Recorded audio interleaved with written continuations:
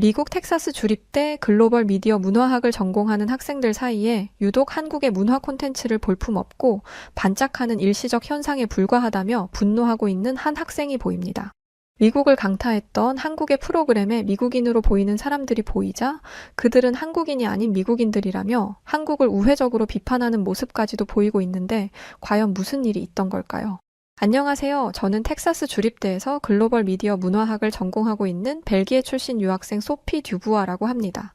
저는 미디어에 관한 공부를 하고 있는 만큼 영화, 드라마, 음악, 미술 등등 문화예술에 관련된 것이라면 가리지 않고 접하고 있어요.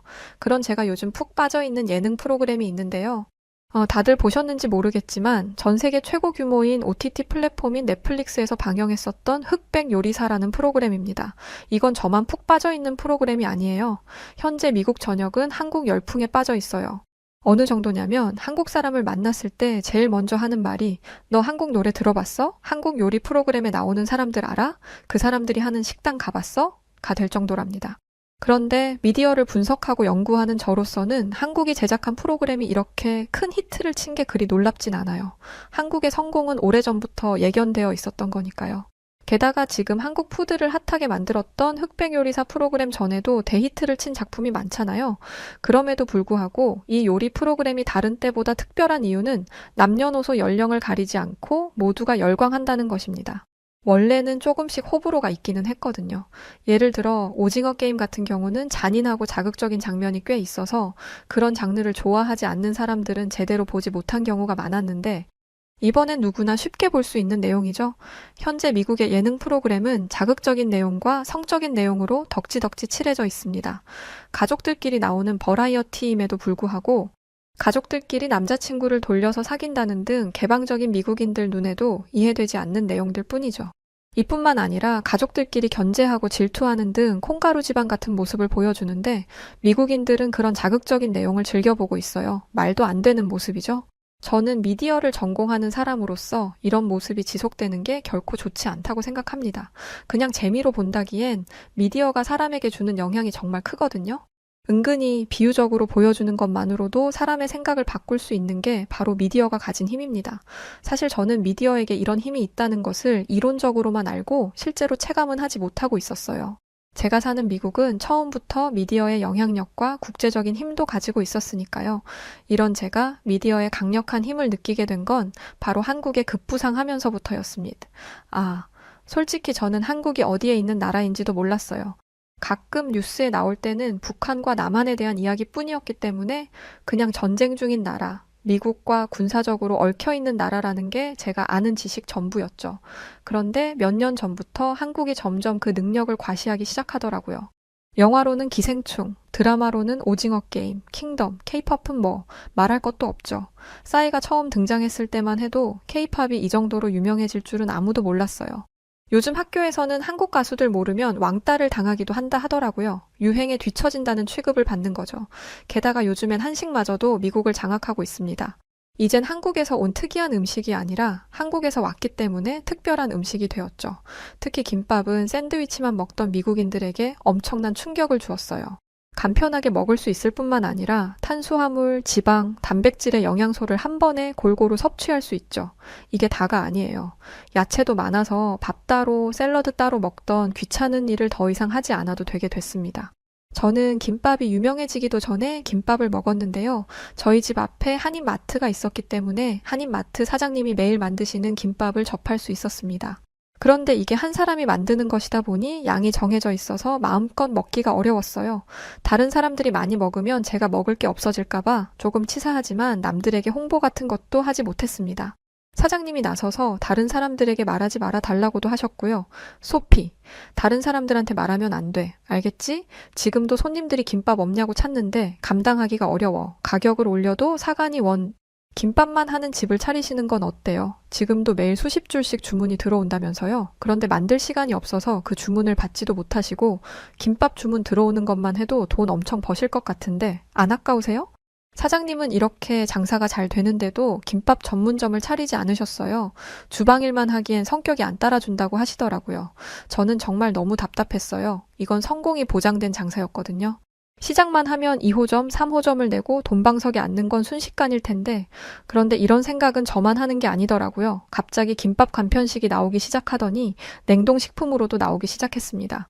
김밥을 원래 좋아하던 사람들은 바로 마트로 달려갔고, 이게 입소문을 타기 시작하더니 이젠 마트에서도 구하기 힘들 지경이 됐어요.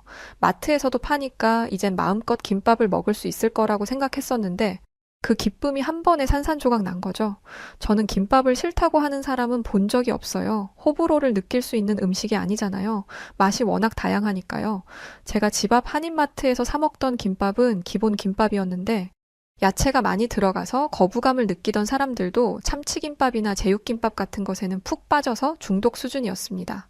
이렇다 보니 모두가 간편하게 건강한 식사를 할 수 있는 김밥을 찾게 된 거죠. 저는 김밥을 먹기 위해서 김밥이 입고될 때까지 줄을 설 줄은 몰랐어요. 심지어 이번에 어떤 일이 있었냐면 뒷돈을 받고 마트로 들어오는 김밥을 몰래 빼돌려준 사람이 마트에서 잘리는 일까지 있었다니까요. 한국 분들은 고작 김밥 가지고 라고 생각하실 수도 있겠지만 저희에게 김밥은 이 정도의 인기를 가지고 있습니다. 과거 한국의 문화는 특이한 것일 뿐이었는데 이제 한국과 관련된 것들은 엄청난 인기를 끌고 있고 미국인들 사이에 아주 자연스럽게 섞였어요. 이를 통해 한국이라는 나라에 대한 이미지 자체가 바뀌었죠. 제가 이걸 느끼게 된 후로 주변인들이 한국을 어떻게 생각하는지 조사한 적이 있는데요. 한국에 대해 어떻게 생각해? 라는 질문에 사람들은 이런 대답을 했습니다. 한국? 굉장히 세련된 나라라고 생각해. 미국 같은 경우엔 연예인들만 세련되고 소수의 사람들만 잘 꾸미고 다니잖아. 그런데 미국에 사는 한국인들이나 여행 온 한국인들을 보면 다들 세련된 옷차림을 하고 있고 머리카락에는 윤기가 흘러 피부도 깨끗하고 말이지. 특히 남자들도 잘 꾸미는 것 같더라. 미국 남자들은 면도도 제대로 안 하고 머리는 덥수룩한 게 기본인데 한국 남자들은 아주 깔끔하게 하고 다녀. 맞아. 요즘 뭐가 유행하는지 알려면 한국인들을 보면 돼. 어떻게 관리하는지 진짜 물어보고 싶다니까? 내 친구가 한국인인데 친구 어머니랑 영상 통화를 했었거든. 그런데 우리 엄마보다 훨씬 나이가 어려 보이는 거야.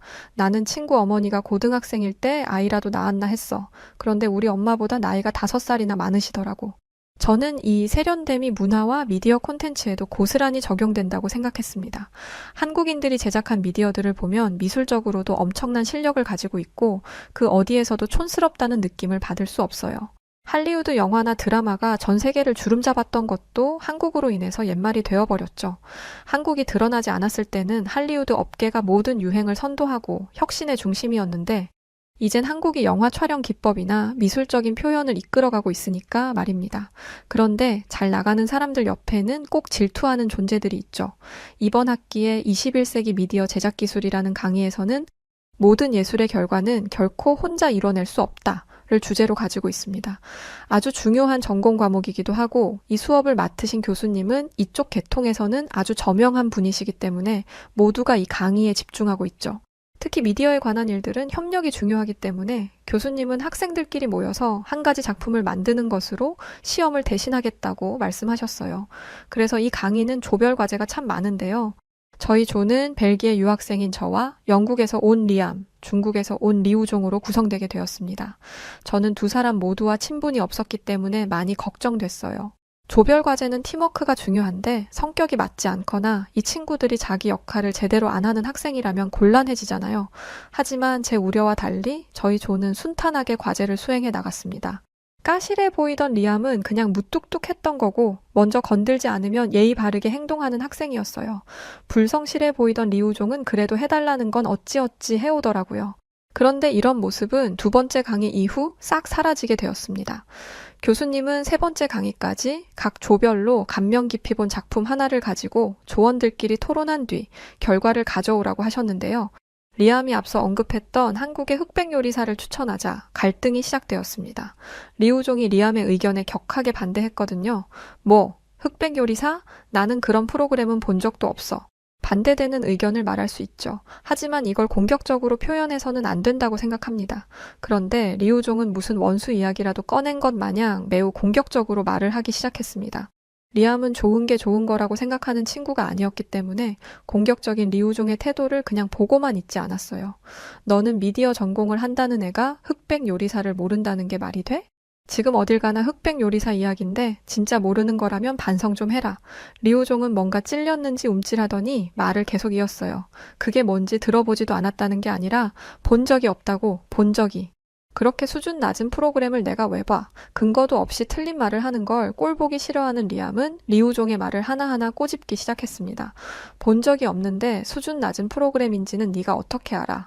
그리고 네가 그렇게 얘기해봤자 흑백 요리사라는 프로그램이 전 세계를 장악하고 있다는 건 모두가 알고 있다고. 그러나 리우종은 코웃음을 치면서 대답했죠. 뭐, 전 세계? 너 가짜뉴스를 너무 많이 본 거 아냐? 내가 봤는데 그 프로그램 한국에서나 유명하지 알아주는 사람 없어. 너나 우리과 애들이야 이쪽 계통에 있으니까 호기심에 봤겠지? 그런데 전 세계적으로 유명한 건 아니거든? 리우종이 말을 하면 할수록 앞뒤가 안 맞는다는 게 느껴지더라고요. 전혀 모른다고 했다가 사실은 안다고 했다가 그게 한국에서 제작한 프로그램이라는 것까지 알고 있더라고요. 저는 한국이 보여준 성과에 대한 이야기가 나올 때마다 리우종이 불편한 기색을 내비쳤던 걸 기억하게 되었습니다. 제가 볼 때 리우종의 태도는 근거가 있는 비판이 아니라 비난에 불과했어요. 그런데 리암도 이렇게 생각했던 모양이더라고요. 너 한국 얘기만 나오면 예민하게 굴더라. 같은 아시아 국가인데 한국만 주목받는 게 기분 나빠서 그래? 역시 이게 맞더라고요. 리우종은 순식간에 시뻘개진 얼굴을 하며 소리를 버럭버럭 질러댔습니다. 뭔 소리야? 누가 들으면 내가 한국한테 질투라도 하는 줄 알겠다? 한국처럼 갑자기 주목받은 나라가 얼마나 인기를 끌 수 있을 것 같아? 그에 반해 중국은 아시아의 리틀 할리우드라고 불릴 정도였어. 영웅 본색, 화양 영화 들어본 적 없다고 하진 않겠지? 그러자 리암은 또 한 번 코웃음을 쳤습니다. 그건 중국이 아니라 홍콩 영화잖아. 중국인들은 홍콩을 중국이라고 하지만 홍콩 사람들은 아니던데? 홍콩 말고 중국 본토에서 나온 영화를 얘기하라고. 리우종이 아무 말 못하자 리암은 쐐기를 박았습니다. 중국 영화 시장이 얼마나 처참한지 내가 모를 거라고 생각한 건 아니겠지? 아무도 관심 안 주고 할리우드 유명 시상식에서 얼굴도 못 비치는 주제에 한국의 작품을 무시하다니. 주제를 몰라도 너무 모르는 거 아니냐? 리우종은 아무 말도 못하고 도망치듯 자리를 떠났습니다. 당초에 이해가 안 되더라고요. 한국에서 만들어지는 예능, 영화, 드라마는 모두 호평을 받고 있고 공개가 될 때마다 엄청난 인기를 끌고 있어요. 작품성, 상품성 모두 뛰어난 미디어 계통 사람들의 워너비 그 자체요. 저뿐만 아니라 수많은 학생들이 한국에서 스태프로 일하는 걸 꿈꾸고 있을 정도니까요. 리우종도 이걸 모르는 게 아닐 텐데 무작정 한국을 깎아내리고 인정도 못 받고 유치하다며 혹평만 받는 중국 영화를 자랑 삼아 이야기하는 게 이해가 안 됐습니다. 그런데 더 어이가 없는 건 리우종이 교수님에게 조를 바꿔달라고 했던 거예요. 본인은 혼자 준비하는 게 편하다면서 말이죠. 고생길이 훤한데도 죄서 빼달라고 했다기에 그러라고 했습니다. 있어봤자 꼬투리만 잡을 거 없는 게 낫겠더라고요. 그리고 리우종이 없어야 흑백 요리사를 분석할 수 있을 테니까요. 저와 리암은 아주 분석적으로 흑백 요리사라는 작품에 대해 분석했습니다. 그런데 이 프로그램은 저희 생각보다 아주 정교하게 만들어진 작품이었어요. 얼마 전 있었던 발표 날, 저와 리암이 열심히 발표 자료를 정리하고 있는데 리우종이 저희를 스치듯 지나가면서 중얼거렸습니다. 제대로 망신을 당해야 정신을 차릴 것들. 저는 욱한 리암을 겨우 진정시켰습니다. 진정해 리암. 저렇게 말해봤자 제가 뭘 할 수 있겠어. 우리가 준비한 자료는 완벽해. 근거도 없는 헛소리에 흔들릴 만한 내용이 아니라고. 너도 알잖아. 그런데 이렇게 리암을 달래면서도 제 속에서는 열이 끓었어요. 저는 다른 사람의 노력을 함부로 폄하하는 사람을 정말 싫어하거든요. 그리고 그 폄하하는 과정에서 거짓말이나 과장이 섞여 있다면 더더욱이요. 리우종은 그 모든 걸 하는 놈이었습니다. 그래서 저희의 발표에 딴지를 걸 것이라는 걸 잘 알고 있었죠. 하지만 저는 자신 있었습니다. 리우종이 헛소리를 뭉개줄 자신이 있었죠. 저희는 준비한 발표를 시작했습니다. 저희는 미국을 강타했던 한국의 흑백 요리사라는 프로그램에 대해 조사했습니다. 최근 한국에서 제작된 프로그램들이 론칭될 때마다 대박을 터뜨리고 있다는 건 다들 아실 거라고 생각합니다. 그래서 저희는 어떻게 한국이 모든 작품을 성공시키는 것인지에 대해 알아보았는데요. 첫 번째로 말할 것은 바로 제작 규모입니다. 저희가 제일 놀랐던 부분이에요. 흑백 요리사는 리얼리티 예능 프로그램인데요. 미국에서는 아니 전 세계적으로 예능 프로그램은 드라마, 영화에 비해 아주 작은 규모를 가지고 있습니다. 당연히 제작비도 별로 안 들어가고 그렇다 보니 괜찮은 작품이 나오기 힘들죠. 그런데 저희가 분석하기에 흑백 요리사에서는 약 300대 이상의 카메라를 사용한 것 같았습니다.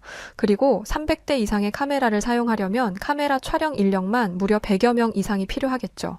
이 얘기를 하니 다들 입을 쩍 벌리더라고요. 단순히 돈 좀 썼겠다라는 이유 때문이 아니었어요. 그 프로그램에 출연한 사람만 해도 120명이 넘지 않아? 스태프들까지 하면 300명은 그냥 넘겠는데?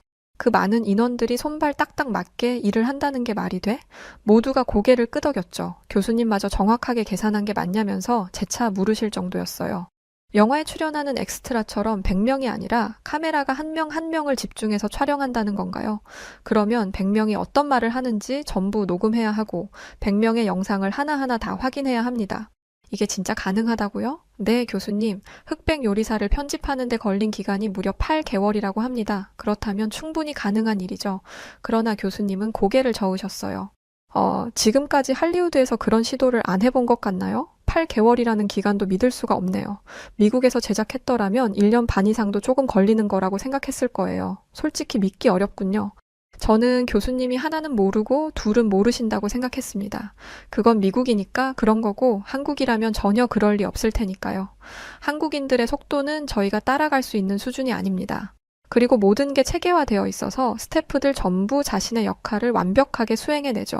한국인들의 부지런함과 완벽주의 성향이 이러한 놀라운 결과를 만들어내는 것입니다. 놀랍게도 이 이야기는 제가 한 게 아니었어요. 한국이 미디어 시장을 장악할 것이라는 걸 미리 알아차리고 휴학 후 한국에서 공부를 하고 온 한 선배의 말이었죠. 뒤이어 교수님이 한마디 덧붙이셨어요. 저 정도의 프로그램을 만들려면 엄청난 투자가 필요했을 텐데 저 정도의 투자를 받았다는 건 한국 프로그램에 대한 자본가들의 신뢰가 대단한가 보군요. 그리고 이 정도 규모의 작업을 가능하게 하다니 감독이 누군지 궁금해지네요. 그런 천재와 만날 수만 있다면 한국으로 곧장 넘어갈 수 있을 텐데요. 교수님을 포함한 모두가 한국이 일궈낸 성과에 대해 감탄하고 있던 그때, 잠깐만요. 지금 다들 놓치고 있는 게 있네요. 여러분, 미디어라는 건 메시지를 가지고 있어야 합니다. 보는 사람들에게 긍정적인 영향을 끼칠 수 있어야 한다는 거죠. 그런데 흑백 요리사라는 저 프로그램 말입니다. 저건 사람들의 경쟁을 부추기고 있어요. 그리고 흑수저와 백수저를 나눈다고요? 어떻게 사람을 계급으로 나눌 수 있죠? 저건 불평등을 대놓고 보여주는 겁니다. 여러분은 이런 프로그램이 인기를 끌어도 된다고 생각하세요? 라며 리우종이 나섰습니다. 역시나 뻔한 얘기를 하더라고요. 네, 맞습니다. 이건 요리로 경쟁을 하는 프로그램이죠. 하지만 이 프로그램이 궁극적으로 바라는 것은 이름이 알려지지 않은 제야의 고수들을 사람들에게 보여주는 것입니다. 유명하지 않은 셰프들이 유명 셰프들보다 뛰어난 실력을 가지고 있을 수도 있다는 깨달음을 주고 있는 거라고요. 그리고 이 프로그램을 보면 백수저, 흑수저 셰프들이 얼마나 서로를 존중하고 있는지 볼 수 있습니다. 저는 그러면서 한 사람의 사진을 보여주었어요. 그 사람은 바로 에드워드 리라는 셰프였죠. 이 사람을 아는 분들도 계실 것 같습니다. 미국에서 아주 유명한 셰프니까요. 그러자 리우종은 건수를 잡았다는 듯이 말을 이었습니다. 저 사람은 미국 국적 아닌가요? 한국 프로그램에 미국인이 나오다니 어지간히 부를 사람 없었나 보네요. 저는 리우종의 말을 가볍게 무시했어요. 에드워드 리는 백수저 셰프입니다. 자신의 요리책을 출간해서 요리업계의 오스카상이라고 불리는 제임스 비어드 상을 수상했고 후보가 되는 것조차 어려운 상황에서 9번이나 후보로 지명되어 4번이나 수상했을 만큼 엄청난 실력을 인정받는 셰프죠. 게다가 한국의 대통령의 국빈 만찬을 위한 게스트 셰프 자격으로 초청될 정도로 미국을 대표하는 셰프 중 한 명입니다. 리우종은 여전히 비웃음이 가득한 얼굴로 물었습니다. 아니, 그래서 뭐 어쩌라고요? 저 사람은 미국인이잖아요. 미국인이 한국 방송에 나와서 활약하면 한국 입장에서는 손해 아닌가? 한국인이 주목받아야 되는데 그게 안 되는 거잖아요. 제 말이 틀렸어요? 비판을 하려면 제대로 알고 얘기를 해야 하는데 역시 리우종은 본인이 얼마나 멍청한 말을 하는지도 모르고 나불거리더라고요. 아니요, 에드워드 리 씨는 자신이 사는 곳과 국적은 미국이 맞지만 자신의 심장은 한국인이라고 말했습니다. 에드워드 리 씨는 한국에서 이민을 간 한인이거든요. 본인이 스스로를 한국인이라고 소개하는데 그걸 아니라고 반박하진 않겠죠. 리우종 씨? 그런데 리우종은 생각보다 낯짝이 더 두껍더라고요. 그래봤자 참가자죠. 이런 경연대회에서는 심사위원이 제일 중요한 거 아니겠어요? 저 프로그램 심사위원 미국인이라면서요? 한국인들은 아무리 노력해봤자 미국인의 심사를 받아야 하는 수준밖에 안 되나 보네요. 물론 저는 한국인이 아닙니다만 리우종의 말에 짜증이 아닌 화가 났어요. 저는 프로그램을 직접 보면서 한국 셰프들이 얼마나 뛰어난지를 볼 수 있었습니다. 탈락한 셰프들마저도 엄청난 실력을 가지고 있었거든요. 심지어 저는 와, 요리도 과학이구나 라는 걸 깨달을 정도로 한국인 셰프들의 전문성에 감탄했습니다. 저는 남의 노력을 폄하하는 걸 혐오하기 때문에 리우종의 헛소리를 완벽하게 짓밟아주기로 마음먹었어요. 안성재 셰프를 이야기하는 거네요. 심사위원인 안성재 셰프의 국적은 미국이지만 이 셰프도 마찬가지로 한국인의 피를 가지고 있습니다. 그리고 현재 한국에서 레스토랑을 운영하고 있고 말이죠. 한국인의 피가 흐르면 뭐요? 본인이 한국인이라고 인정했대요? 그건 아니죠? 미슐랭 3스타나 되는 사람이 굳이 자기를 한국인이라고 소개할 이유가 없잖아요. 아니요, 안성재 셰프 또한 자신의 정체성을 한국인이라고 생각하고 있었습니다. 안성재 셰프는 미국에 있는 고급 일식당에서 일을 할 때 한국에게 패배하고 온 일본인 야구선수 이치로에게 한국인들은 죄다 재수가 없어. 전부 잡아다가 황청일로 보내버리고 싶다고 라는 말을 들었다고 합니다. 이후 안성재 셰프가 어떻게 했는지 아시나요? 무보수로 일해도 좋으니 제발 일하게 해달라고 애원했던 식당을 그만둬 버렸습니다. 그러면서 깨달은 것은 내가 한국인임을 잊고 일본인처럼 잊고 있었구나 였죠. 흑백 요리사는 음지에 숨어있는 고수들을 드러내는 것뿐만 아니라 국적과 살아온 환경을 넘어 모두가 하나 되게 하는 프로그램입니다. 그런 면에서 사람들의 열광을 받고 있는 거고요. 리우종은 땀을 뻘뻘 흘리면서 어떻게든 꼬투리를 잡으려고 하는 것 같았어요. 하지만 더 이상 한국에 대해 깎아내릴 수 있는 건 없었습니다. 발표 후 저는 뒤이어 공개된 흑백 요리사의 또 다른 에피소드를 보았는데요. 에드워드 리 셰프와 안성재 셰프의 스토리를 알게 되니까 그들의 모습이 더 특별하게 느껴지더라고요. 미국에서 오랫동안 살았으면 미국 음식이 더 익숙할 법한데 그들은 여전히 한국 음식을 그리워하고 있었고 자신들의 뿌리가 한국 요리에 있다는 걸 당당하게 말하고 있었습니다. 특히 안성재 셰프는 한 참가자가 만든 급식이라는 걸 아주 맛있게 먹더라고요. 아무리 맛있게 만든 요리도 한 입씩만 먹고 끝이었는데 급식은 아주 코를 박고 와구와구 먹는데 별거 없어 보이는 음식에 어떤 특별함이 있는지 궁금해졌습니다. 알고 보니 그는 한국에서 살았을 때 학교에서 먹었던 그 흔한 급식을 그리워하고 있었던 것이었어요. 저는 학교에서 학생들을 위해 건강한 식단을 매주 바꿔가며 제공하고 있다는 것에 한 번 놀랐고 미슐랭 3스타 셰프를 만족시키는 음식을 학교에서 매일 먹을 수 있다는 것에 2번 놀랐습니다. 이쯤 되니 대체 한식이 궁금해지더라고요. 세계에서 손꼽히는 셰프들마저 그리워하게 만드는 그 음식의 정체가 말이죠. 결론부터 말씀드리자면 저는 현재 삼시세끼를 모두 한식으로 먹고 있습니다. 원래는 김밥만 한식이라고 생각했었는데 이건 정말 세 발의 피였어요. 특히 에드워드 리 씨에게 승리를 가져다 주었던 식재료인 묵은지를 먹었을 때는 신세계를 경험했습니다. 적절한 새콤함과 깊은 감칠맛, 약간의 매콤함까지 게다가 묵은지와 고기를 넣고 끓였을 뿐인데 엄청난 풍미를 가진 요리가 완성됐더라고요. 게다가 이걸 밥과 함께 한 숟갈 먹으니 환상 그 자체였습니다. 저는 김밥 사장님에게 가서 원망 아닌 원망을 했어요. 사장님, 대체 이렇게 다양한 한식이 있다는 걸 왜 안 알려주셨어요? 네? 그러자 사장님은 의아하다는 듯이 이렇게 말씀하셨죠. 요즘엔 내가 굳이 말 안 해도 다들 알던데 특히 젊은 친구들은 나보다 한식을 더 잘 알아. 미국인이 한식당을 오픈하는 마당에 내가 굳이 한식 자랑을 해야겠어? 충격이었습니다. 유행에 민감하다고 생각했던 제가 현재 미국을 휩쓸고 있는 한식에 무지했다는 게요. 게다가 김밥을 알고 있다는 것만으로 스스로를 자랑스럽게 여긴 게 부끄러워질 정도였습니다. 그래서 더 열심히 한식을 섭렵하고 있는 것이기도 해요. 미국에는 매일 같이 새로운 한식당이 열리고 있는데 그 식당들을 다 가보는 게 제 목표가 되었습니다. 이제 사연을 마치려고 하는데요. 아마 리우종의 근황이 궁금하실 것 같습니다. 리우종은 교양 수업에 가서도 한국 이야기가 나오면 한국을 까내리기 바쁘다고 하는데요. 그 이유는 리우종이 감시를 받고 있기 때문이었어요. 리우종과 함께 파티에 참석했던 학생이 충격적인 소식을 가지고 왔습니다. 리우종뿐만 아니라 중국에서 명문대로 유학을 온 학생들은 감시를 받고 있대. 중국에 대한 안 좋은 이야기를 하거나 중국 정부에 대한 비판을 하면 바로 중국으로 끌고 가려는 거지. 심지어 학생들끼리도 서로를 감시해서 고발한다고 하더라. 저번에 정치외교 학부에서 갑자기 자퇴하고 돌아간 애 있었거든? 걔가 독재를 비판한 적이 있는데 일주일도 안 돼서 사라졌다고 했어. 기숙사에 있던 짐도 그대로 두고. 소름이 돋더라고요. 그런데 그렇다고 해서 한국을 깎아내릴 필요는 없는 거잖아요. 이에 대해서는 이런 이야기를 들을 수 있었습니다. 중국 드라마랑 영화 본 적 없지? 지금 중국이 영화, 드라마를 통해서 한국 문화를 중국 문화라며 세뇌하고 있는 중이야. 대다수의 중국인들은 이거에 넘어간 상황이고 아마 리우종도 그런 걸걸? 중국 문화를 도둑질한 한국이 박수받는 게 꼴보기 싫다라고 말했거든. 저는 이후 집으로 돌아와서 이 말이 정말 사실인지 알아보았는데요. 전부 사실이더라고요. 심지어 중국은 한국의 대표 음식인 비빔밥을 국가 무형문화유산으로 지정했다고 해요. 이걸 알게 되니까 리우종이 불쌍하게 느껴질 정도였습니다.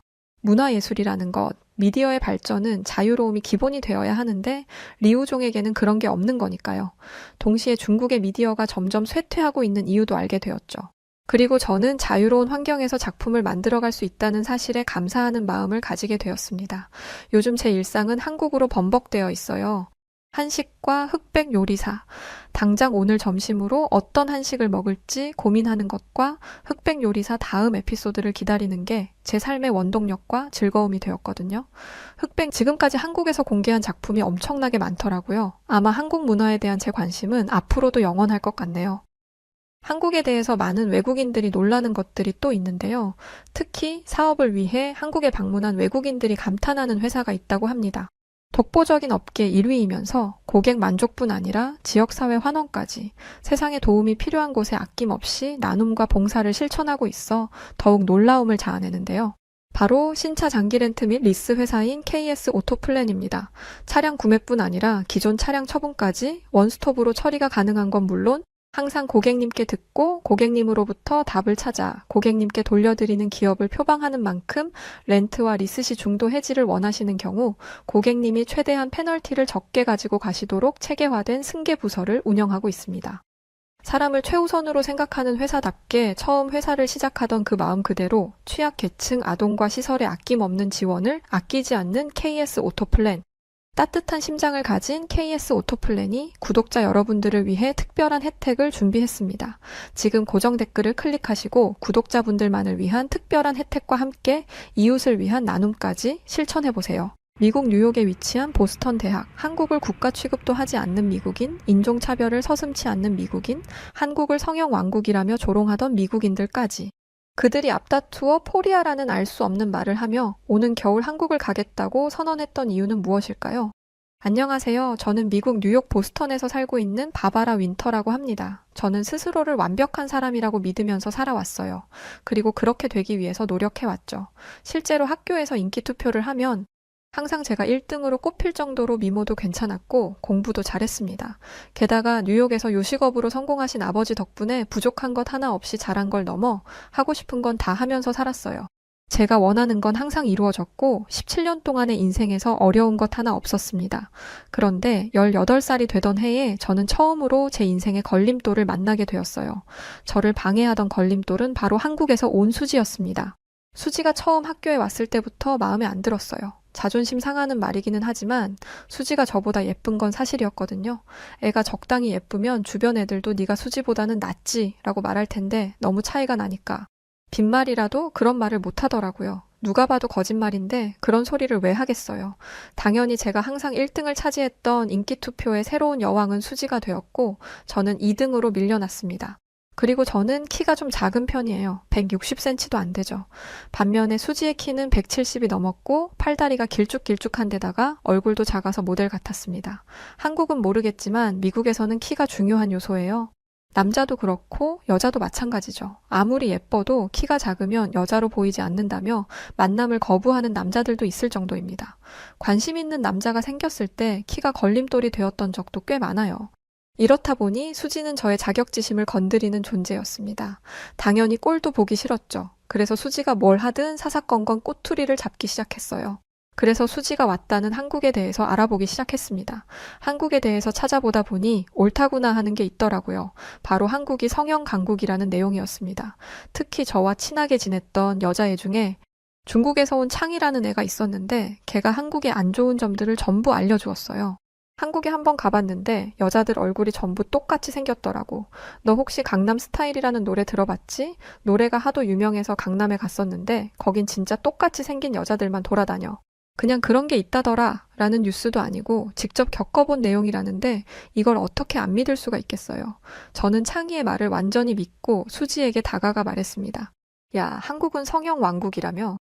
그러면서 같은 반 애들에게 강남미 인도라는 사진을 보여주었습니다.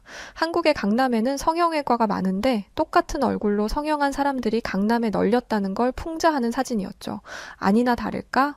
모두가 제 예상대로 웅성웅성거리기 시작했어요. 저는 여기서 끝내지 않고 실제 강남미인도와 똑같이 생긴 실제 인물의 사진까지 보여주었습니다. 이렇게 하니까 반응이 더 뜨거워지더라고요.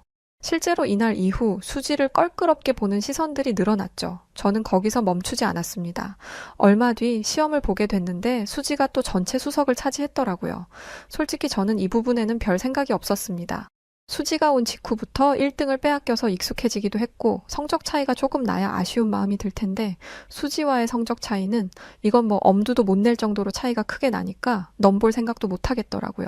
전 과목이 A, A 플러스 이러면 말 다 했죠. 그런데 중국인 친구 창희는 달랐어요. 창희는 매번 애들과 어울려 다니는 수지가 시험을 잘 본 게 말이 안 된다며 컨닝을 한 게 분명하다는 얘기를 했습니다. 심증뿐이었지만 창희의 말은 제 마음을 움직이기 충분했어요. 어떻게든 수지를 물어뜯을 건수가 필요했던 제게 컨닝이라는 건 좋은 먹잇감이었으니까요. 저는 창과 함께 선생님께로 가서 성적에 장난질 치는 건 있을 수가 없는 일이었습니다. 선생님은 수지를 불러서 시험 문제를 다시 풀게 하셨어요. 만약 한 문제라도 틀리면 수지는 컨닝범이 되겠죠? 저와 창희는 이때를 놓치지 않고 학교에다가 수지가 컨닝을 해서 선생님과 면담 중이다라는 소문을 퍼뜨렸습니다. 소문은 삽시간에 퍼졌고 학교의 최고 유명 인사인 수지의 몰락을 즐기는 사람들은 생각보다 많았어요. 역시 가십을 좋아하는 미국인들답더라고요. 게다가 얼마 뒤에 한국인인 수지의 부모님이 뉴욕에서 성형외과 의사로 일하고 있다는 걸 알게 되었습니다. 그러자 창희는 또다시 제 마음에 쏙 드는 말을 하더라고요. 부모가 성형외과 의사니까 자연스럽게 수술할 수 있었던 거네. 그리고 내가 알아봤는데 한국은 성형 왕국답게 성형 기술이 어마어마한 속도로 빠르게 발전하고 있대. 예전처럼 사람 얼굴을 다 똑같이 만들지 않는다는 소리야. 수지도 마찬가지지. 게다가 부모가 성형외과 의사잖아. 그러니 얼굴에 얼마나 신경을 썼겠어? 저는 이 말에 또 한 번 혹했습니다. 그리고 이 소문을 퍼뜨렸고 소문은 진화되지 않은 채 삽시간에 퍼져나갔습니다. 그나마 곁에 있던 수지의 친구들도 수지에게 속았다며 등을 돌리기 시작했죠. 저는 수지가 우중충해져서 학교에 오는 걸 지옥처럼 생각할 줄 알았습니다. 그런데 전혀 그렇지 않았어요. 정말 아무 일 없는 것처럼 학교에 와서 지나가는 애들이 인사를 받아주든 말든 인사를 하고 집중해서 수업을 듣고 좋은 성적을 얻고 집에서 싸온 도시락을 야무지게 챙겨 먹더라고요. 창희는 그런 수지를 향해 음침하다. 저렇게 아무렇지 않은 척하다가 집에 가면 저주인형이라도 만드는 거 아니냐라는 식으로 수지를 향해 막말을 서슴지 않았습니다. 그런데 그런 수지의 모습을 볼 때마다 제 마음속에서는 뭔가 다른 감정이 솟아나오기 시작했어요. 남들 시선 신경 쓰지 않고 고고하고 묵묵하게 자기 자리를 지키는 수지가 멋있어 보일 정도였습니다. 제 눈은 점점 수지만 쫓았고 수지를 가까이에서 보면 볼수록 제가 수지에 대해 너무 많은 걸 오해하고 있다는 걸 깨달았어요. 정말 초등학생도 안 할 법한 유치한 짓을 했더라고요. 수지는 다른 학생들이 대충 집어던지고 간 쓰레기를 자기 손으로 주워서 쓰레기통에 버리는 사람이었고 수업이 끝나면 칠판을 닦는 것도 항상 수지였습니다.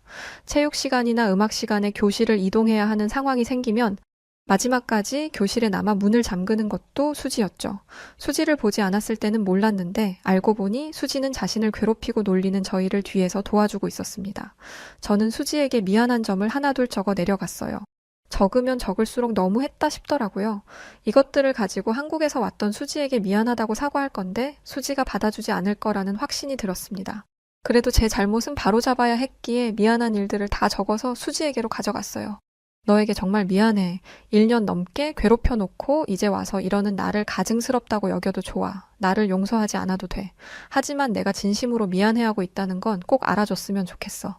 변명처럼 들릴지도 모르겠지만 1년 전에 나는 질투심에 눈이 멀어서 제대로 된 판단을 하지 못했던 것 같아. 정말 미안해. 저는 수지의 얼굴도 쳐다보지 못했습니다. 저를 두고 가버려도 된다고 생각했어요. 그런데 수지는 그러지 않았습니다. 오히려 제 손을 잡으며 고개를 들게 했죠. 나는 괜찮아, 봐봐라. 지금이라도 사과해줘서 고마워. 사람은 누구나 실수를 하기 마련이래. 아마 나도 실수를 하면서 살겠지? 나도 누군가가 내 실수를 이해해주고 품어줬으면 좋겠어. 그래서 나도 내 실수를 품어보려고 해. 저는 수지의 대인배스러운 모습에 감탄함과 동시에 존경심을 갖게 되었습니다. 분명 나이는 같은데 저보다 수십 년은 더 산 어른처럼 느껴지더라고요. 이후로 저와 수지는 친한 친구가 되었습니다. 창희는 그런 저를 배신자라고 했어요. 봐봐라 쟤. 성형수술 공짜로 하고 싶어서 한국인 수지랑 붙어 다니는 거야. 두고 봐. 방학 지나고 나면 어딘가 분명히 달라져 있을걸? 분명히 달라지기는 할 것 같더라고요. 성형수술은 아니고 K-뷰티 덕분에요. 저는 수지의 집에 가서 수지가 쓴다는 한국 화장품들을 써볼 수 있었어요. 저는 미국에서 만드는 것들이 최고인 줄 알았습니다. 미국, 그 다음 독일, 그 다음은 프랑스, 이렇게 생각했죠. 왜냐하면 이 나라들이 뷰티나 패션으로 유명하잖아요. 그런데 뷰티의 최강자는 한국이었습니다. 저는 화장품 성분 같은 건 신경 안 쓰고 그냥 좋다는 거 아무거나 바르는데 수지는 성분 하나하나 따지더라고요. 사실 수지는 백인보다 더 하얘 보입니다. 백인들은 말이 백인이지 사실 붉은기가 더 심해요. 하지만 수지는 하얀 걸 넘어서 피부가 투명했습니다.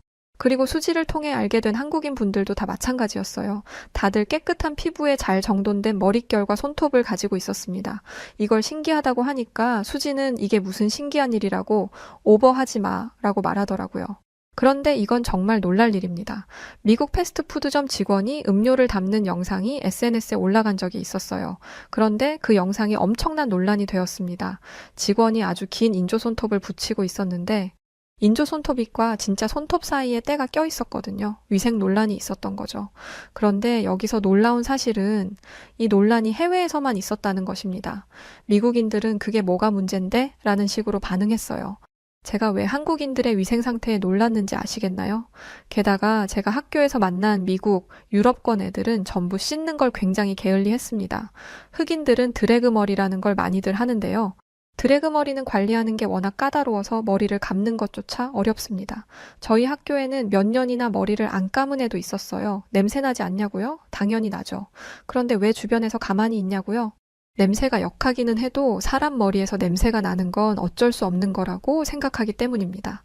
만약 한국이었다면 사람 머리에서 냄새가 나는 건 어쩔 수 없으니 냄새가 나기 전에 깨끗하게 씻어야겠다라고 생각했겠죠. 하지만 여기는 미국입니다. 한국인들의 그런 기본적인 위생관념이 통하지 않는 곳이에요. 그리고 수지를 만나기 전까지는 저도 그렇게 생각하는 흔한 미국인 중 한 명이었습니다. 하지만 수지를 만나면서 전혀 달라졌고 겨울에는 4일 혹은 일주일에 한 번 샤워했던 횟수가 하루에 한 번으로 줄어들었어요. 확실히 씻으니까 데오드란트 같은 걸 안 뿌려도 냄새가 덜 나더라고요. 제가 수지를 통해 깨끗한 사람으로 거듭나던 그때 오랜만에 중국인 창희가 나타났습니다. 창희는 언제 사귀었는지 모를 애들을 데리고 와서는 건들거리며 저와 수지에게 시비를 걸었어요. 그러더니 어디서 배웠는지 코를 틀어막더라고요. 냄새나. 봐봐라. 너한테서는 썩은 치즈 냄새가 나고 수지, 너한테서는 마늘 냄새가 나. 남한테 피해주지 말고 그냥 집에 들어가면 안 돼? 아니면 샤워실 가서 빡빡 씻던가. 너무 전형적인 인종차별적 발언이었습니다. 그런데 냄새를 가지고 하는 인종차별을 중국인 창이 하니까 어이가 없더라고요. 창이야말로 몸에서 이상한 냄새가 나는 애들 중 하나였습니다. 서양인들에게서 나는 냄새랑은 조금 달랐죠. 창이 몸에서 나는 냄새의 원인을 알게 된 건 창과 친할 때 창이 집에 저녁 식사를 하러 가서였습니다. 온 집안에 창이 냄새가 퍼져 있더라고요. 알고 보니 중국 음식에 들어가는 향신료 냄새였습니다. 중국 향신료 냄새를 맡아본 분들은 아시겠지만 이게 냄새가 장난이 아닙니다. 설탕을 녹인 것처럼 달달한 냄새도 아니고 어딘가 모르게 쿰쿰하고 기분 나쁜 냄새가 나요. 오래 맡고 있으면 머리가 어질어질해질 정도였죠. 먹는 것 때문에 몸에서 냄새가 나는 건 수지가 아니라 창이었습니다. 수지도 마늘을 많이 먹기는 했지만 수지에게서 마늘 냄새가 나지는 않았어요. 외국인들은 한국인들이 마늘을 통째로 씹어 먹는 줄 아는데 한국인들은 마늘을 다양한 형태로 먹더라고요. 구워 먹기도 하고 갈아서 음식에 넣어 먹기도 하고 생으로 먹기도 하죠.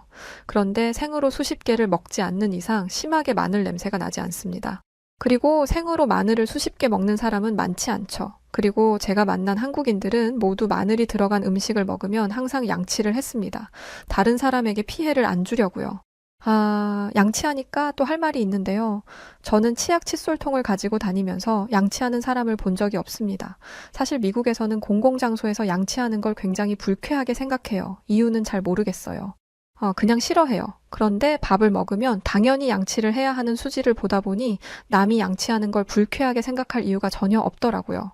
오히려 그렇게 생각하는 마인드 자체를 깨부숴야 한다고 생각했습니다. 저는 양치를 아침, 저녁 이렇게 2번을 했지만 제 주변에는 하루에 1번 양치를 하는 애들도 허다합니다. 깜빡하고 하루는 건너뛰었다고 하는 애들도 많죠. 그중에는 창희도 있습니다. 창희와 친하게 지냈을 때 창희 좋은 친구라고 생각하면서도 입냄새만큼은 참을 수가 없었어요. 자꾸 냄새 이야기를 해서 죄송합니다. 하지만 채취로 입냄새로 고통을 주던 창희, 냄새라는 키워드로 수지를 공격했다는 게 얼마나 어이없는 일인지 강조하고 싶어서 이 얘기를 하게 되었습니다. 저는 창희에게 야, 냄새 얘기하기 전에 내 냄새나 돌아봐. 너 어제는 양치했니?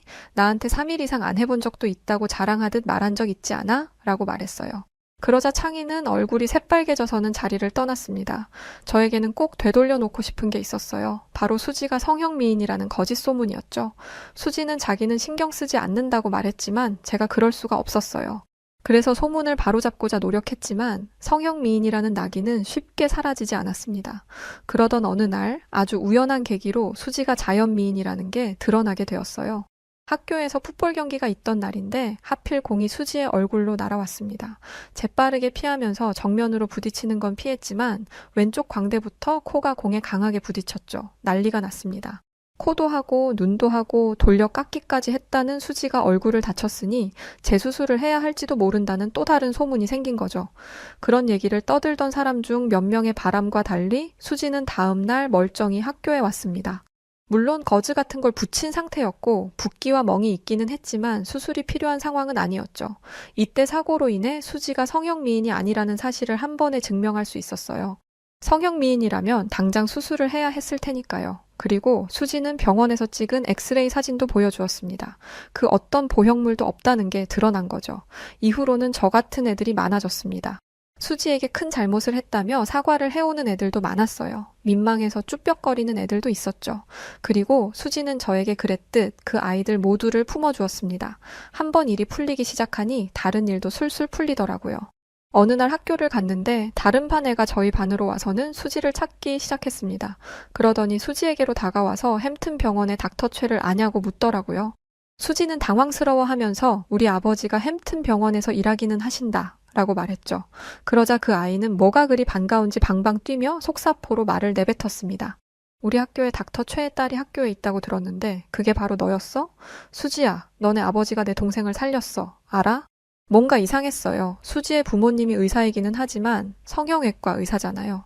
저는 성형외과 의사가 생사의 기로에 서 있다고 생각하지 않았습니다.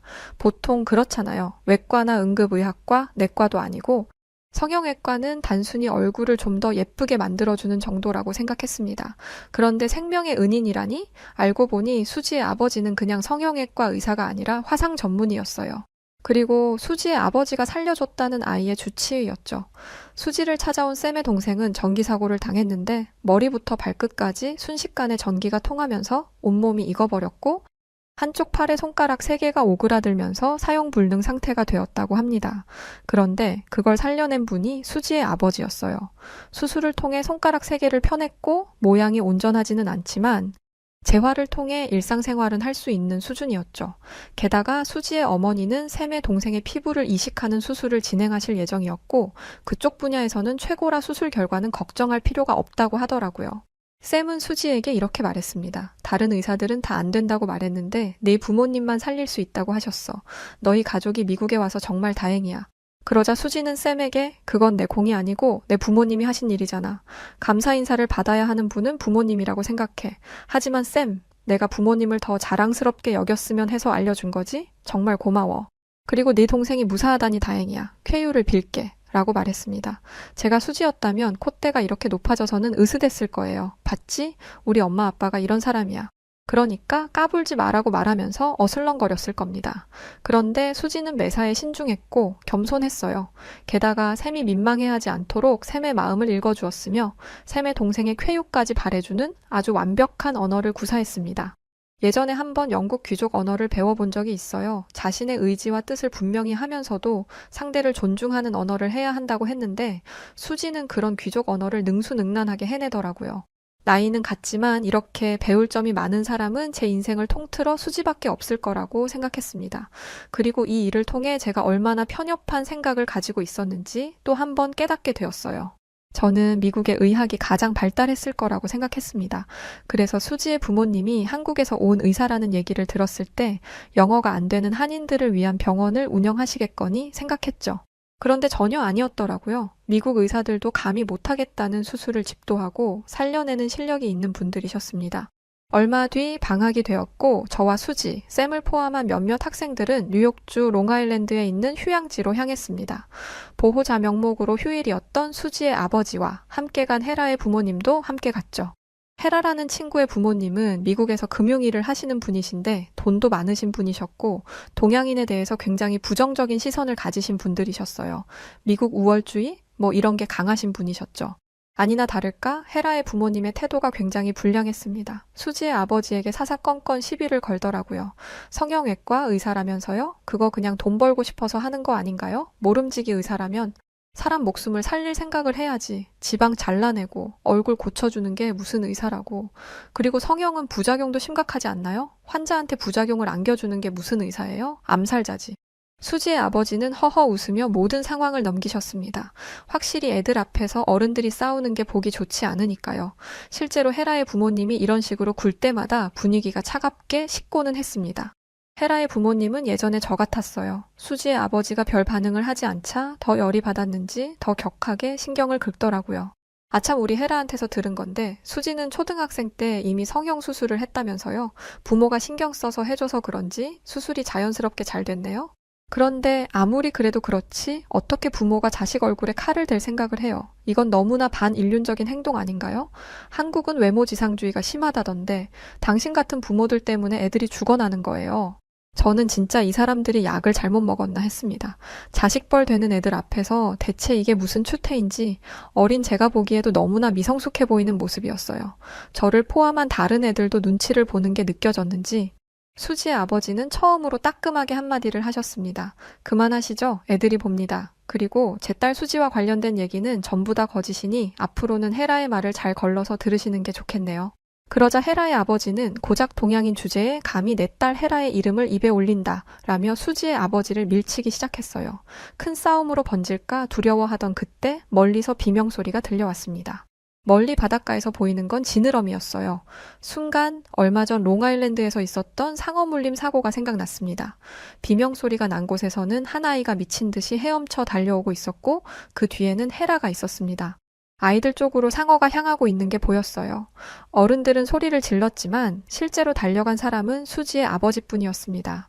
헤라의 아버지는 수영을 못하는지 밖에서 동동거리면서 구조요원을 찾는 것밖에 못했습니다. 순식간에 아이들이 있는 곳으로 향한 수지의 아버지는 재빠르게 두 아이를 양쪽에 들쳐매고 전속력으로 뛰어나오셨습니다. 그때 구조요원들이 합류하여 아이들은 무사히 바닷가를 나올 수 있었어요. 맨 몸으로 아이들을 구하기 위해 뛰어드는 건 정말 쉬운 일이 아닙니다. 그런데 수지 아버지는 일말의 고민 없이 뛰어든 거죠.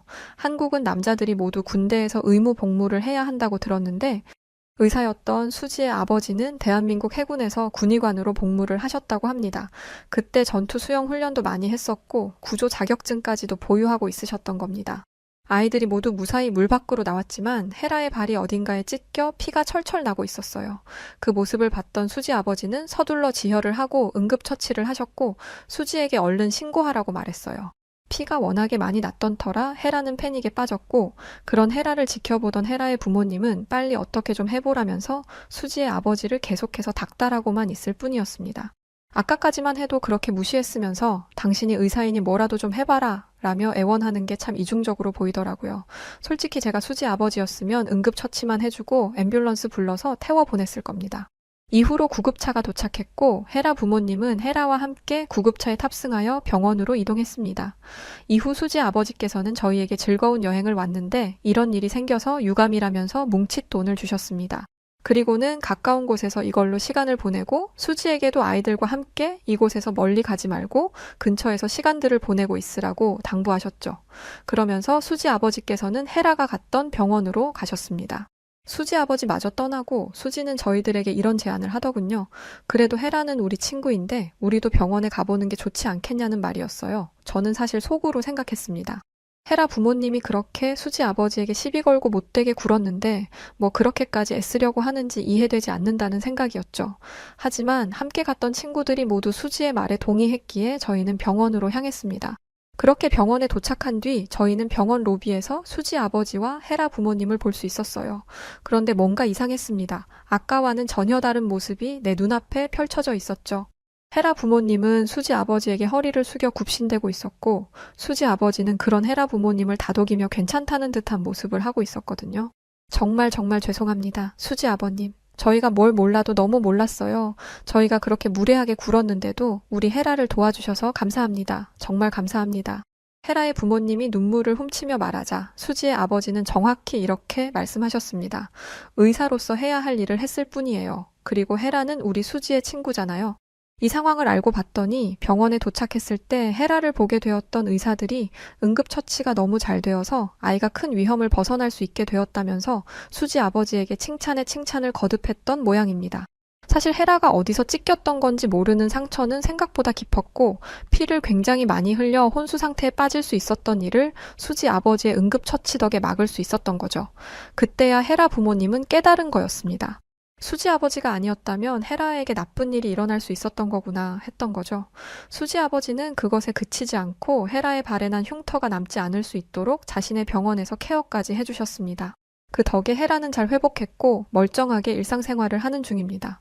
이날 이후 저와 수지, 헤라, 샘을 비롯한 다른 아이들까지 너무 잘 지내고 있습니다. 수지를 중심으로 여전히 가깝게 지내며 좋은 시간을 보내고 있어요. 이뿐만 아니라 우리들의 관계를 넘어 부모님들까지도 모두 굉장히 친해지셔서 종종 단체로 많은 가족들이 모여 여행도 가고 식사를 하기도 하며 지내고 있죠.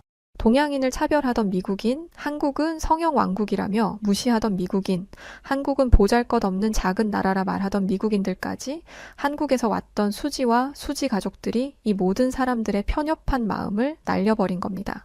실제로 미국에 유학을 왔던 한국인들, 미국에 이민을 왔던 한국인들, 사실 여러분들이 생각하는 것보다 더 영향력이 대단합니다. 이들의 생각과 이들이 세상을 바라보는 관점은 확실히 미국인들과 달라요. 많이 다릅니다.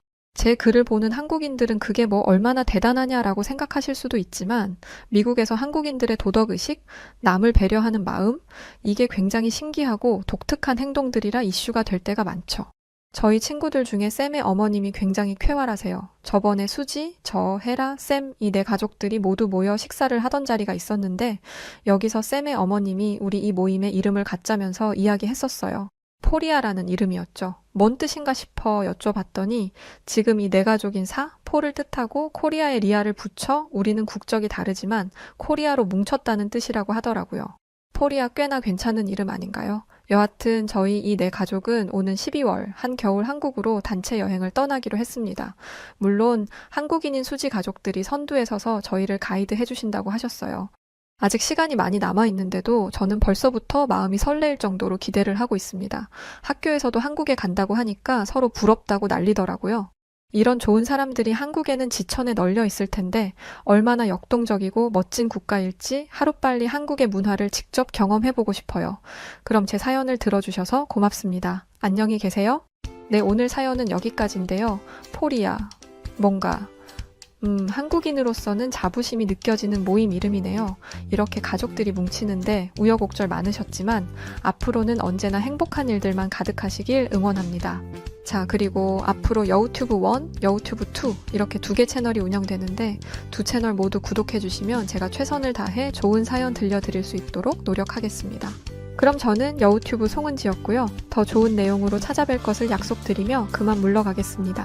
구독, 좋아요 부탁드리고 그럼 고맙습니다. 그리고 우리 구독자분들 사랑합니다. 감사합니다. 당신만의